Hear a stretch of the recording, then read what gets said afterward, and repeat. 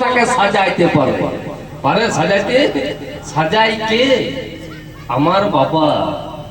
এ মায়া প্রপঞ্চময় ভব রঙ্গমঞ্চ মাঝে নটের not not বড় হরি যারে সাজায় সেইটা সাজে। তাহলে সাজাই কে? একমাত্র আমার বাবা কৃষ্ণ ভগবান। কেমন ভাবে সাজায় একটু বলবো আপনাদেরকে, ব্যাখ্যা করব। অর্থাৎ শোনার লোক আছে? এই যে আমার বাবা সাজায়, কেমন ভাবে সাজায়, কেমন ভাবে সাজাচ্ছে? ভগো যেদিনে আমরা সবাই ছিলাম মায়ের পেটে, আজ বসে বসে তুই শুনিয়ে যা কবি কি দিনে।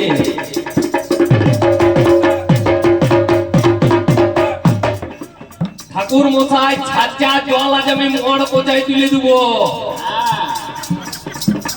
তোর মায়ের দল কালকে গেথা ফুটা করে দিয়ে চলে যাবো, তোর কোনো চিন্তা না।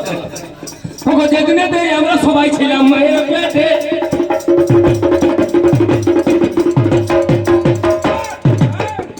এই ধরা সময় অবতীর্ণ 32 নারী কেটে। তাহলে যেদিনে আমরা মায়ের কোলে চেপে যাই, সেই দিনে শিশু সাজানো গোবিন্দ গোসাই। তোর মায়ের কোনো ক্ষমতা না। তাহলে শিশু সেজে যত নেতে হামাগুড়ি দিলাম। ঠাকুর মশাই সেদিনে আমরা শিশু সাজিলাম। এবার দু রকমের সাজাই আমরা বিশ্ব মাঝে পাই। কারণ সাজা মানে শাস্তি বটে, কারবা জানা নাই। তাহলে সাজা মানে এক রকমের মায়ের দলরা জানে, যেটা সাজ পোশাক করা বটে জানাই কবির কানে। কারণ মেয়ে ছেলেরা পাউডারটা আয়নার সামনে নিল, আর গোপালে বড় মতন মাড়ুলি দিল। এইটাও এক রকমের সাজা হইল ভাই। ওগো সাজা মানে শাস্তি বটে, কারবা জানা নাই। তাহলে এইভাবে যখন আমার বয়স বেরিয়ে গেল, এবার মা বাবাদের ছেলেটাকে ভর্তি করে দিল। তাহলে যে দিনে আমরা সবাই স্কুলেতে যাই, সেই দিনে ছাত্র সাজার গোবিন্দ গোসাই। তাহলে ছাত্র সাজিয়ে যত নেতে লেখা পড়া করি, 10 বছর 15 বছর ছিলাম পানা করি। কেউ ডাক্তার প্রফেসর, তার কৃপা ছাড়া কিছু না। সব বাবা সাজাচ্ছে, কেমন সাজাচ্ছে? কেউ ডাক্তার প্রফেসর, ওগো ব্যারিস্টার আর ইঞ্জিনিয়ার, ঠিকাদার আড়তদার মজুদার হেল্পার কন্ট্রাক্টর ড্রাইভার বেকার বেকার লোপার হোকার। এই শালার মতো চামার সবাই ভগবান সাজালো।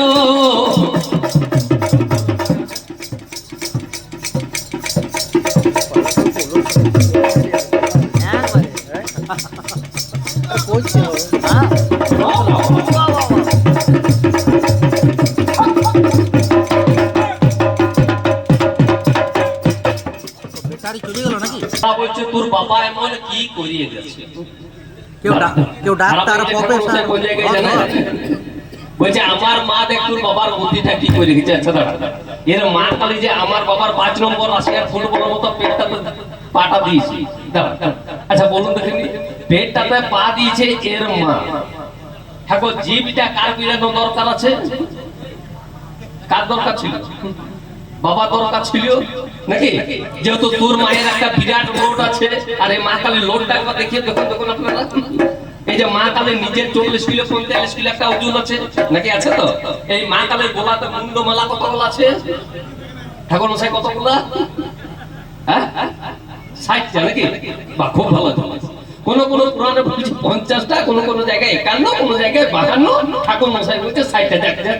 সেটা নিয়ে তর্ক করে কোনো লাভ নাই, যেটা আছে তাহলে ঠাকুর তাহলে কাকা বিচার করে বলুন তো, জীবটা তাহলে কার বিরানো দরকার ছিল?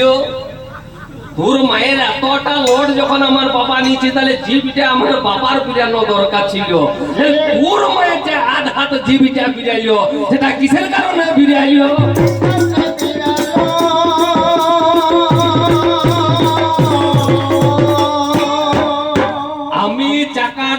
বলে যাচ্ছি যে তোর মায়ের কপালটা খুব ভালো ছিল, যে একটা পা চাপাইতে তোর মায়ের আধ হাত জীব ফিরেন। ওই ভুল করে যদি দুটা পাকে চাপিয়ে দিত তো তোর মায়ের জীবটার খুঁজিয়ে পাওয়া যেত না।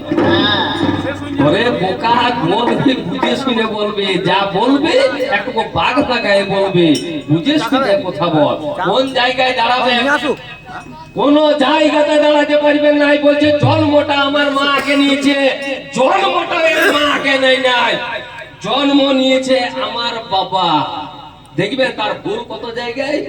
বলছে মা মা জন্ম নিয়ে বলল কি না, আমার মা জন্ম নিয়ে 3টা ডিম প্রসব করলো। ডিম্ব মানে ডিম যেটাকে বলেন, ডিম প্রসব করেছি বাবা। এ ভাইয়ের এত ভয় নতুন কথা মূল জ্ঞানের মুখে একটা আজকে শুনতে পাওয়া, এর মা ডিম প্রসব করেছে। এর মা ডিম প্রসব করেছে। বুঝার দিকে হ্যাঁ রে, তোর মারাও ডিম পাড়িতে পারে রে? হ্যাঁ রে, তোর মারা যদি ডিম পাড়িতে পারে যদি আমাকে আগে এখানে বলিস নাই, তাহলে চাকার ভাই এত বড় মেলা চলছে, ডিম গেলাকে নিয়েছিলাম আমি এগ রোল করে বিক্রি করে দিতাম, কিছু টাকা হইতো আমার। ওই বানানো মিথ্যা গল্প গেলা ঘরে বউটার কাছে করগা পাঠা তোকে ভালো বললো, বুঝলি? ওই বাঁচা গল্প আমাকে শোনাতে যাস না। এই যে জন্মটা বলছে আমার বাবা মা আগে নিয়েছে, ঠাকুর মশাই এর মা জন্মটা আগে নেয় না। যারা বই পড়ছেন তারা বুঝতে পারবেন কোন বইয়ে না ব্রহ্ম বৈবর্ত পুরাণে স্পষ্ট করে লেখা আছে যে জন্মটা ওর মা আগে নেয় নাই। জন্ম নিয়েছিল কে না, সেটা আমার বাবা আদি পুরুষ নিরঞ্জন। কোন দিনের ঘটনা? যেদিন বিশাল পৃথিবী জলে পরিপূর্ণ ছিল।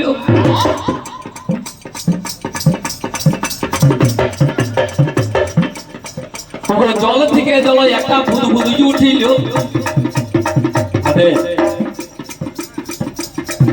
মাঝে মাঝে একবার করে আসবে আর এই বাপের বেটাকে দিবে।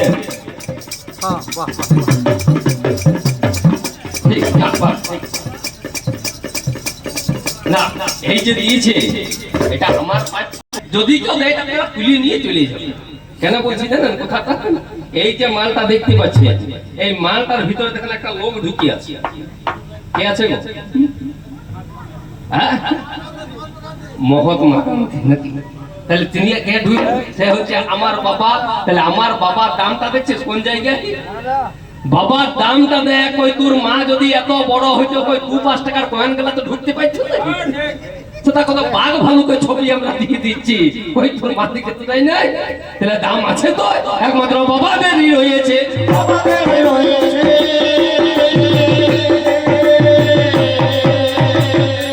ঠাকুর মশাই সংক্ষেপে আপনাদেরকে বলে দিয়ে যাব। তাহলে যেদিন জল বুদবুদ উঠল সেদিন হইল কি, একটা বৃহৎ আকার বুদবুদটা যখন ধারণ করল, বুদবুদটা ব্লাস্টিং হইল। সেই ব্লাস্টিং একটা শব্দ উঠল। কি শব্দ? ওম। সেই ওম শব্দ যেই মাত্র উঠল, তার থেকে একটা পুরুষের জন্ম হইল, যার নাম হচ্ছে আদি পুরুষ নিরঞ্জন। তিনি হচ্ছে নিরঞ্জন, নিরাকার, মানে আমার বাবা। আমার বাবা যখন জন্মটা সর্বপ্রথম নিল, আমার বাবা মনে মনে চিন্তা করলে যে এক অহং বহু সাম্য, এক থেকেই আমি অনেক হব। সঙ্গে সঙ্গে বাবা কইল কি, যেই মাত্র চিন্তা করতে লাগলেন, গোপাল দে বাবার আমার ঘামে দেখা দিল।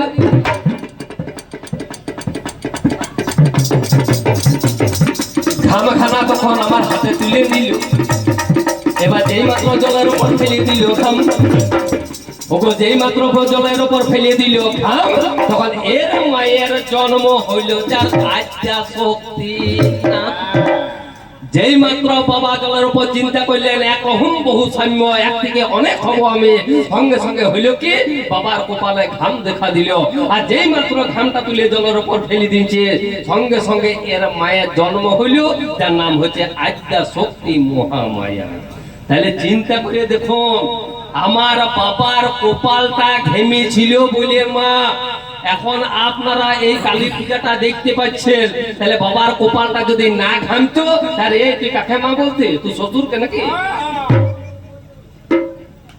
তাহলে চিন্তা করে দেখুন, এইখানেও ঠাকুর মশাই শেষ হয় না। যদি সৃষ্টি পুরাণ ঘাটতে যান তাহলে আপনারা বুঝতে পারবেন যে জগতে বাবার কতটা দাম আছে।